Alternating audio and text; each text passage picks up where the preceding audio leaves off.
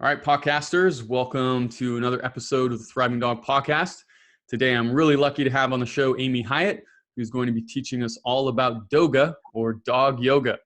Aimee is a certified yoga instructor and owner of DogaFit in Los Angeles, California.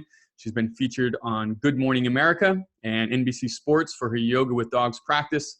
She's a true believer in the power of the holistic mind and body health, and also certified in canine massage therapy, acupressure, and animal reiki, which we have covered on this show several times.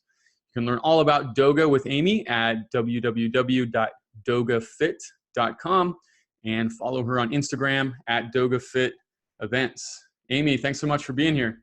Thank you for having me.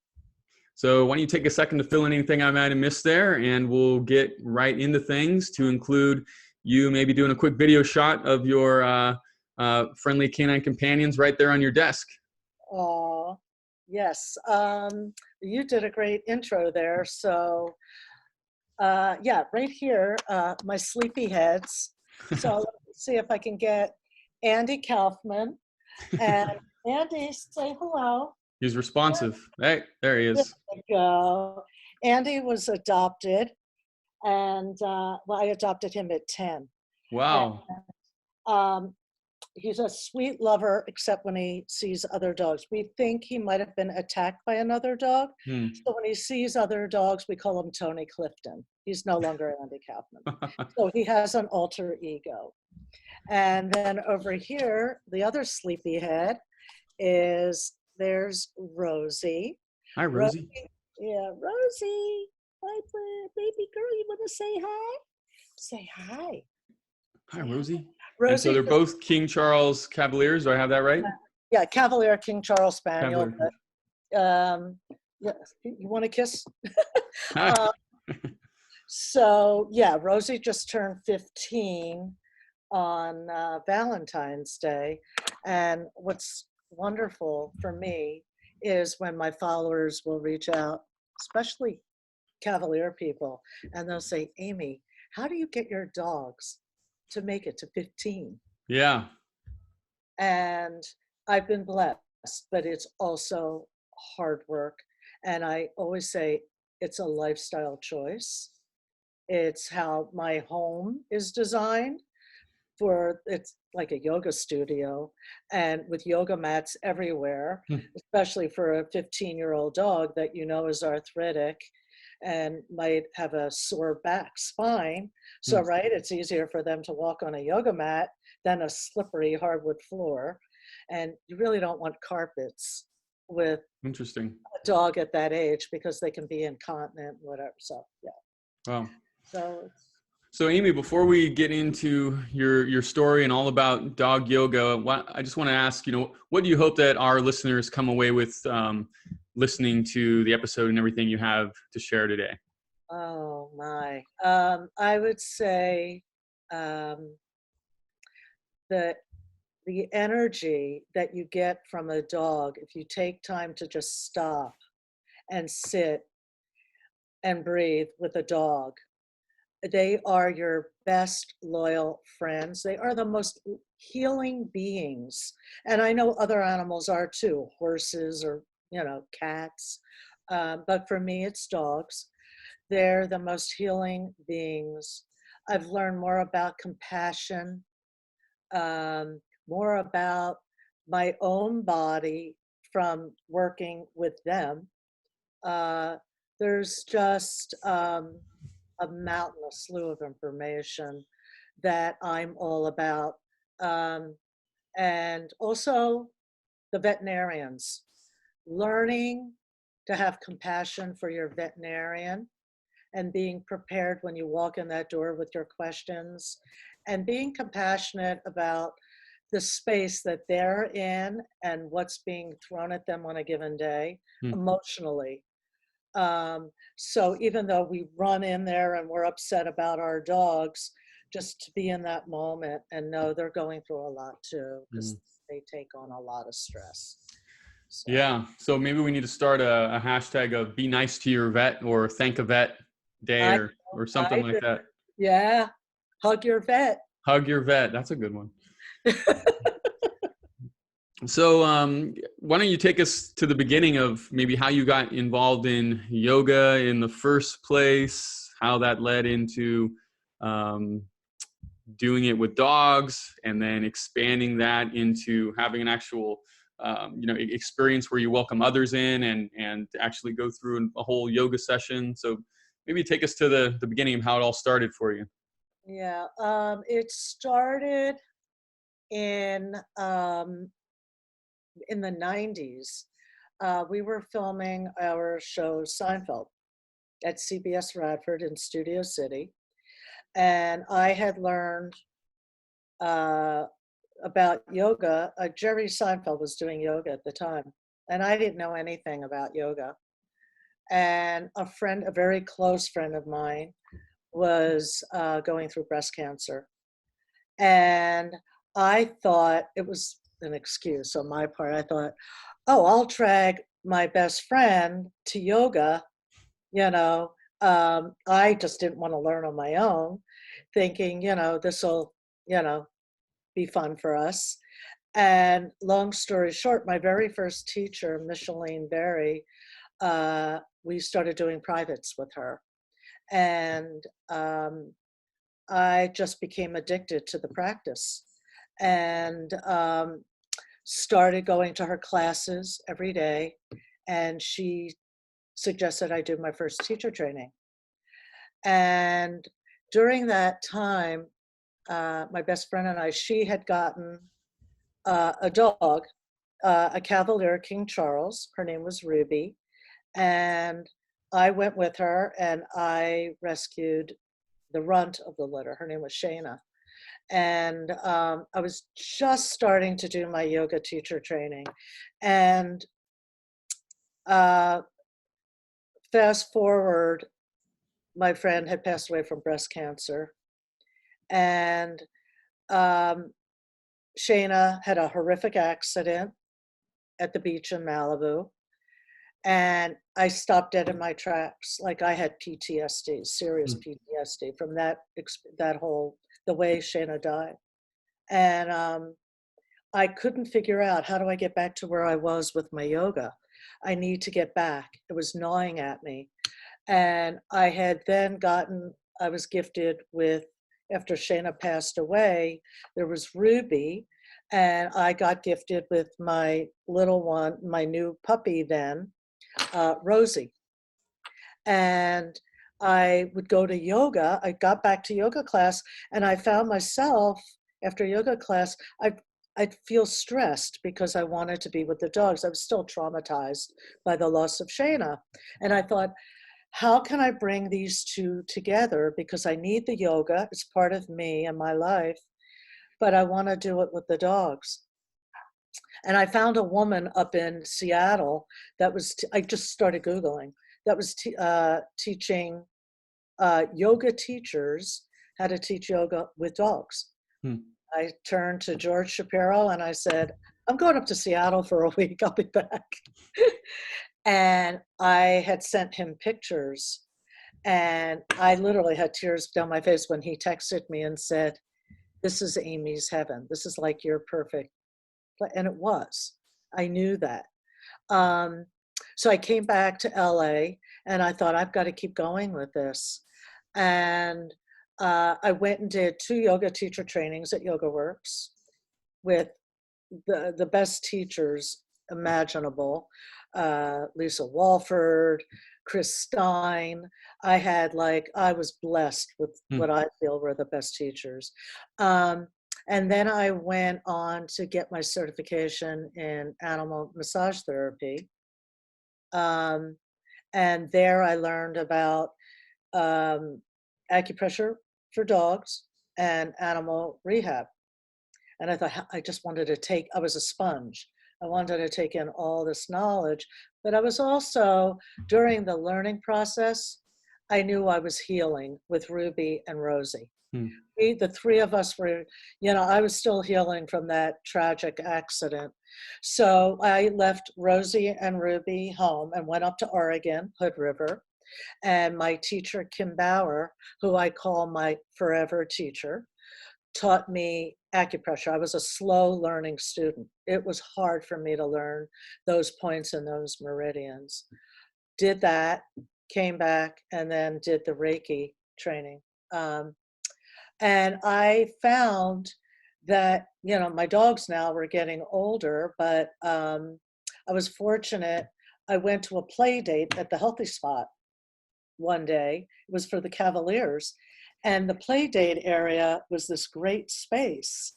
And I thought, wow, I could see myself teaching a yoga class here. It's clean. It was, friendly. It was all controlled. And I went to the owners and I said, how would you feel if I tried to teach, a yoga class here with dogs? And I knew my formula in my head, working with, because I had been to the Young Living oil farms out in Utah with the oils and bringing all these pieces together, how to thread it into what ultimately was going to be this healing, because that's what I needed, right? So I was still healing from that loss, and I knew that that was the formula I wanted to create. So they gave me the first space to create that. And that's when Good Morning America came to the Healthy Spot and filmed there. And I saw that what I was doing was helping other people that had their own ailments or their dogs had situations.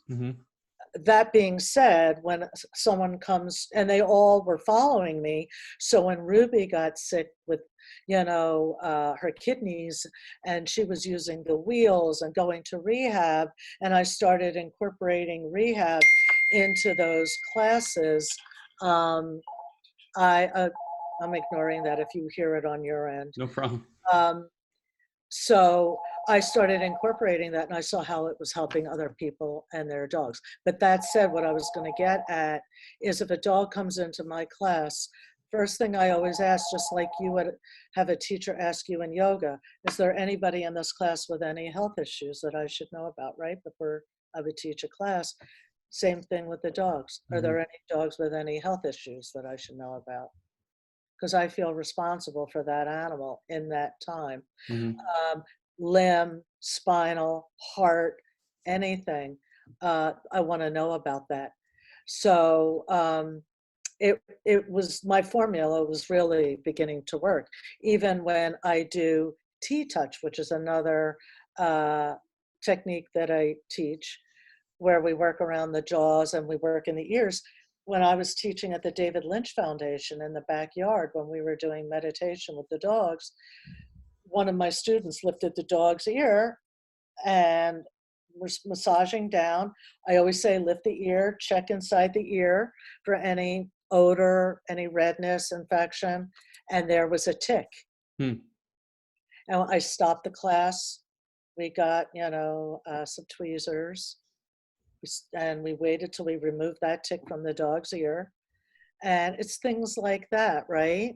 So we take our time, and that's what I mean by the healing. It's just, it's all about those dogs. And anyway, that's how it started for me. And I created a balance where when I'm at my office like I am now, it's about my day job, right?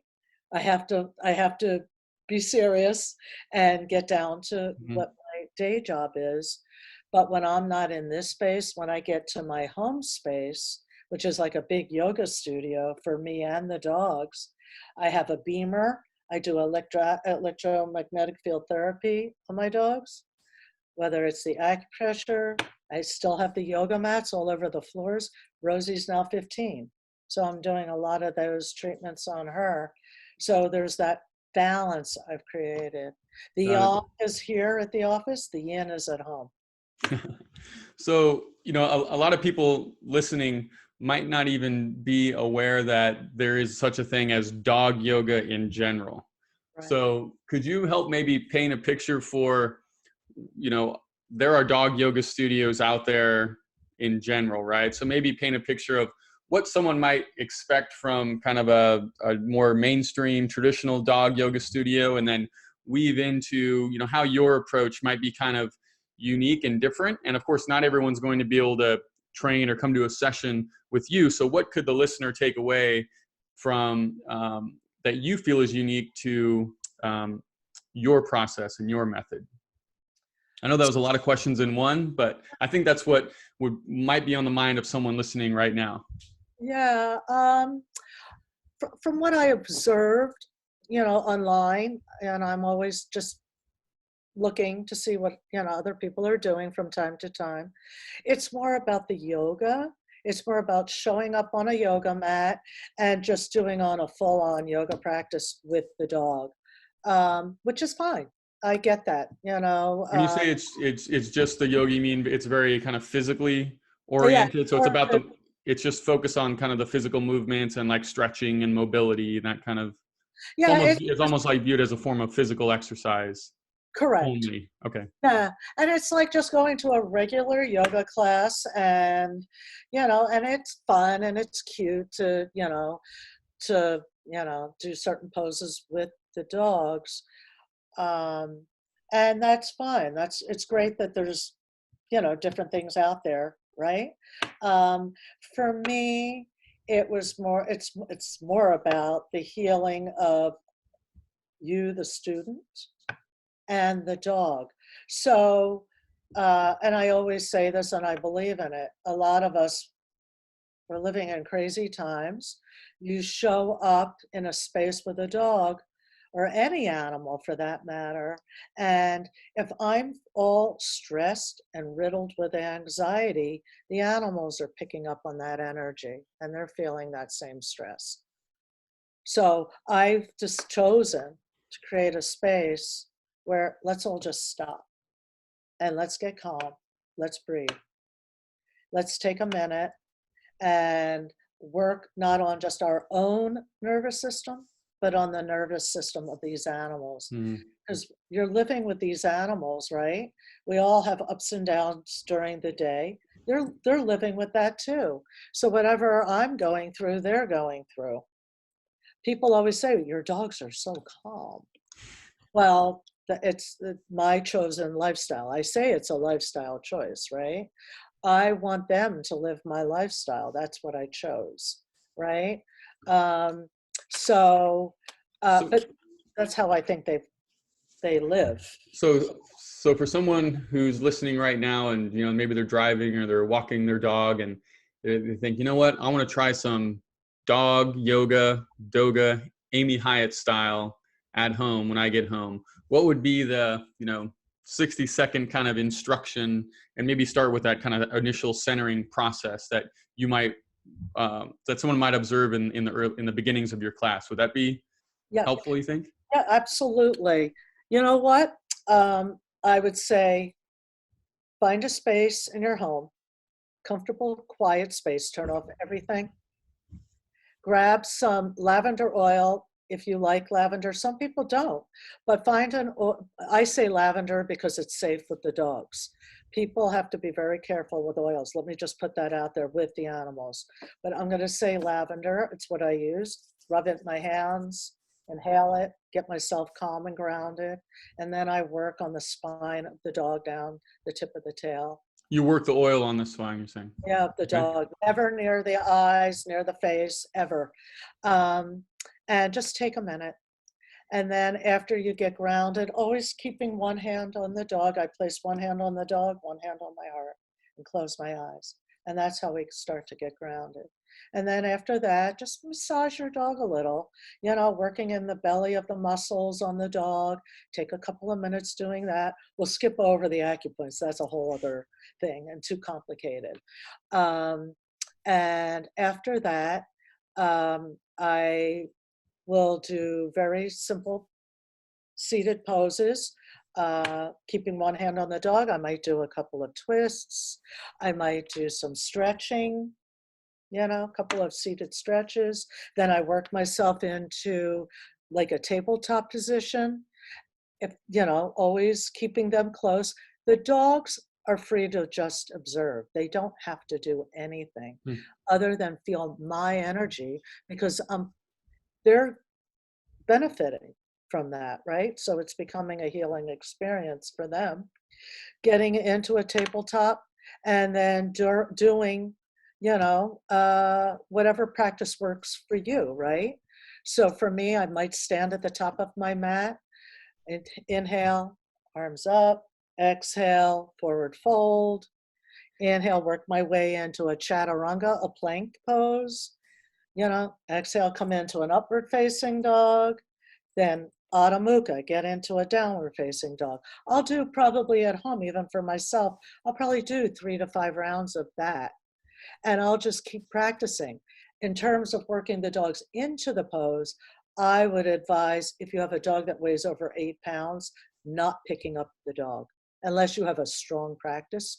Even if you do whatever kind of working out you do, just that you have really good balance and never hesitate using the wall.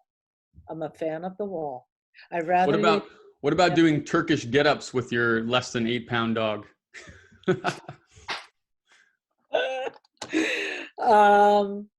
So and on a serious note, I always say there's a space there and I have photos on my social media. I've worked with pit bulls. I have great photos with the pits. I've had Dobermans. So what I say to that, small dogs become weights, the larger dogs become props. Think of your large dog as a bolster. And that's where you bring in the large dogs into the practice. So if you're in a reclining pose on your mat, bring the soles of your feet together, put them on your dog. The dogs love it. At that point, they're so chill. You can do anything with them, but no, you're not lifting. So what I hear you saying is in the first few minutes, it's about grounding yourself, slowing yourself down, as well as slowing them down a bit, with some gentle touch and maybe essential oils like lavender. And then it's you going into your own traditional yoga routine, whatever that might be. And however the dog wants to join in on that in a natural way, you kind of let that sort of experience flow. Yeah, now that's for me at home. For those of your listeners that want to go to a DOGA class, the way I do it is in that practice that I just put out there, depending on the poses and the standing poses. If you have a small dog, if you're doing tree pose, for instance, and you want to hold, if I want to hold Rosie and Ruby were my dogs when I first started out doing all of this, then yes, if I'm feeling my balance is off that day, use the wall. I don't have a perfect practice that, sometimes it's just more comfortable using the wall. If I'm working with your German Shepherd and I want to go into Trikonasana or triangle pose, maybe I don't want to take my left hand down to my ankle or the floor. Maybe I'm just going to use my forearm and place it on the dog, raising my right arm up. So the dog becomes a prop. So that's how I incorporate the dogs. So because a lot of times when you're practicing at home and you get on that mat, the dogs just organically, they want to be with you and they get on the mat, then fine. They can either lay there or, as I described, you can incorporate them carefully. Otherwise, just let them observe and let them just take in your energy, that healing energy. That's what it's about. Yeah, my sister, I'm thinking of my sister, I'll share my screen here real quick. I'm thinking of the video that my sister sent recently where she sent a video of her doing yoga, and her dog Gidget was, here's Gidget, me and Gidget, was a little golden retriever puppy, about 6 or 7 months old, was running around, rolling in between her legs, jumping on top of her, etc. And so what I hear you saying is that's kind of all part of the whole process, huh? It is. I don't think of DOGA. I think if I was going to rename my company, but everybody knows DogaFit at this point, so it's just that. But I wouldn't even use the word DOGA because that's not what it is for me. It's just that's where I was in my life at that time. And yoga will always be a huge part of my life. but there's so much more to it. Mm. Taking even the rehab that I've learned from these veterinarians, and depending where the dog is in its life, the age of the dog, right? Um, those are there's so many healing techniques that I rather teach in the class during that practice, that I integrate, that I weave in to the practice, right? That it's not just all about DOGA. So I think DOGA is a great thing, just with caution, right? Now, a lot of people might be thinking, what about, does my dog actually do yoga poses, or are there yoga poses that I'm trying to train my dog to do, or anything? Or is it more of you're doing yoga with your dog around you? I'm kind of pretty strict about that. So for me, like I said, this is just my way of doing things. Um, I believe the practice is more about us, the human, letting the dogs be. Um, I don't force a dog to do anything. Even there's a pose a lot of DOGA teachers like to do, wheelbarrow. So, I say inhale, we're lifting the dogs under the forelimb, under the armpit, lifting the dogs up. Well, that's why I'll ask in the beginning of class, are there any dogs with any spinal issues? You Mm. should not be lifting a dog. Some dogs have very long spines. This is where the anatomy comes into play. I don't want to injure someone's dog. And nor do I want the owner to harm the dog by lifting them into poses or pulling on their limbs in a certain way. You're actually doing more harm Mm. to the dog, right?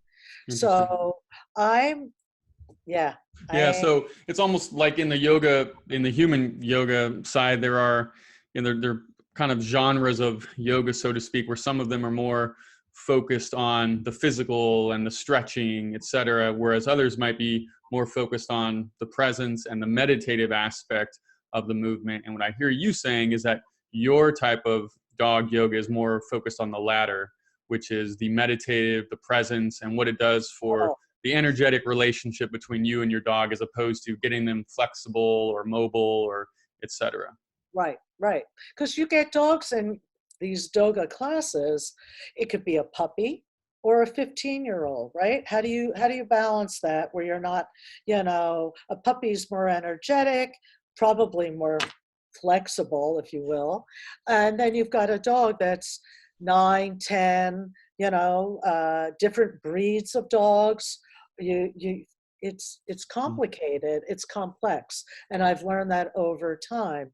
And you want everyone to enjoy the experience, right? So I say, slow down. Everybody slow down and be as your teacher would in a yoga class. They're looking at the whole room, right? At all the students. And not every student in that class is in the same place, physically or emotionally. And that's how I feel about the dogs. Mm-hmm. They're in Got it. different places in their lives as well.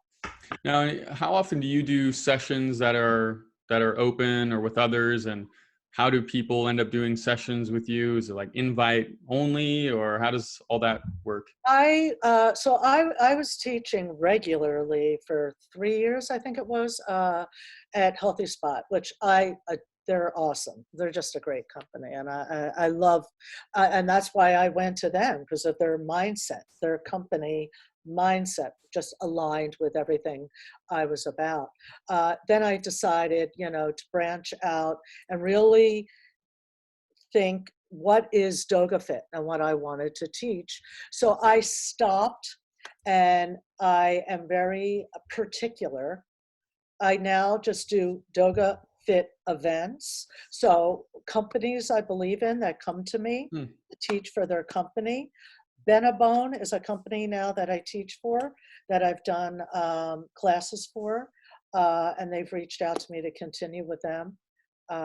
Veterinarians, CBD, that have CBD products. Um, I've also taught for veterinarians. There's a veterinarian up in the Carmel Santa Cruz area that Okay, I taught for. I like to work with veterinarians. got it. So it's kind of I don't know what the right word is, but a rotating or kind of on a select event by event type of basis, as It's opposed to a set ongoing class schedule. what I'm looking to do now is build uh, retreats, specific retreats, where so people from all over Hmm. can come to that one place where we can spend 3 or 4 days, because I feel like I have so much information and knowledge that I want to share. I can't do that in an hour class, and realistically, you can't do it all in one class. My schedule, because I still have a day job, um, I have to balance it out, and I feel like I would be doing the best for the people and the dogs to do it in that environment where we take 3 or 4 days, Mm-hmm. and each day we can focus on each one of those areas, whether it be massage, whether it be acupressure. I'd like my teachers, I will have them come, and the veterinarians, so people can really learn all of it. And we'll do the DOGA. I, have a regular place where I teach up north. Got it. Okay. So it's, yeah. And we were talking earlier, I know we're bumping up on your time availability, but just really quickly, because I think it's a really important topic. Can you talk a little bit about veterinarians and how this type of practice can be helpful to them, as well as, patients who, are seeing vets, having a little bit more, compassion about what vets might be going through? Yeah, so there's a wonderful program out there. I believe it's called Not One More Vet. I actually have posted stuff about it. The suicide rate among veterinarians is extremely high.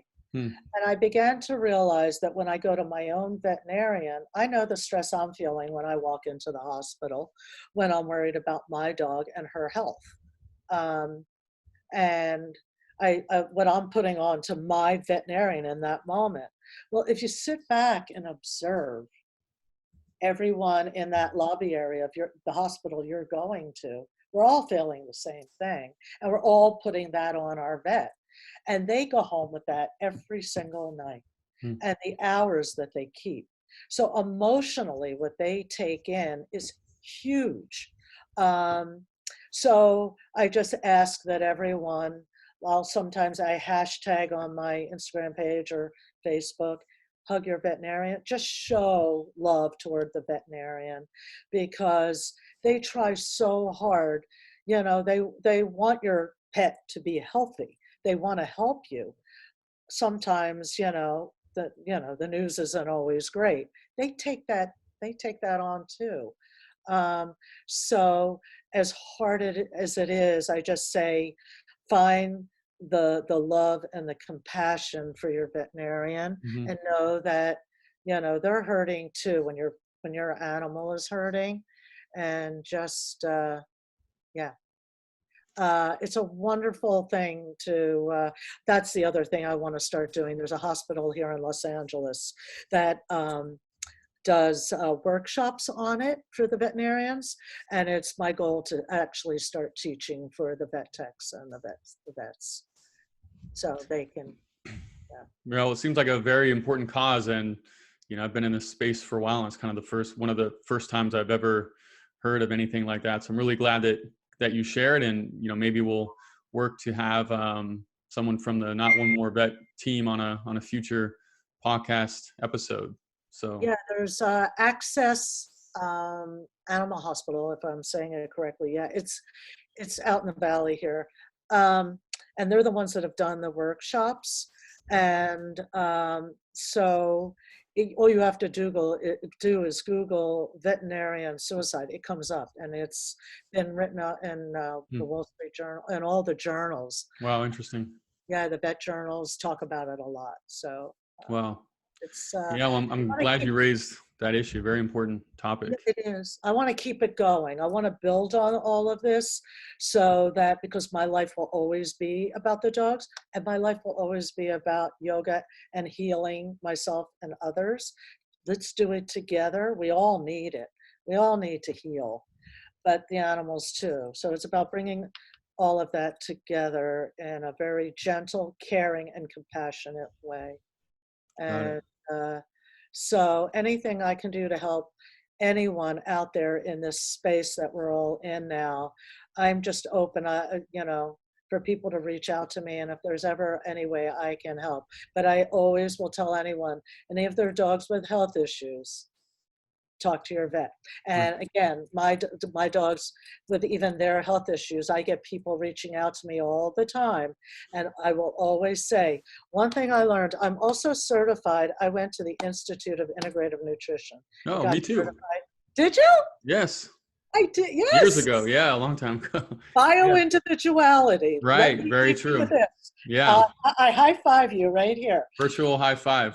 Yes. What is one person's food is another person's poison. So Right? very important Very concept. important. There's never one right answer.